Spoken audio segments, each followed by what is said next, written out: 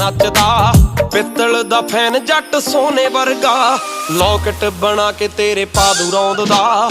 ਦੂਜੀ ਚੀਜ਼ ਤੂੰ ਹੀ ਜਿਹੜੀ ਲੱਗੀ ਦਿਲ ਨੂੰ, ਤੇਥੋਂ ਪਹਿਲਾਂ ਜੱਟ ਪੱਟਿਆ ਸੀ ਸ਼ੌਂਕ ਦਾ। ਜਾਨ ਤੇ ਜਹਾਨ ਤੇਰੇ ਉੱਤੋਂ ਵਾਰ ਦੂ, ਜੱਟ ਕਦੋਂ ਦੇਖਦੇ ਨੇ ਮੁੱਲ ਸ਼ੌਂਕ ਦਾ।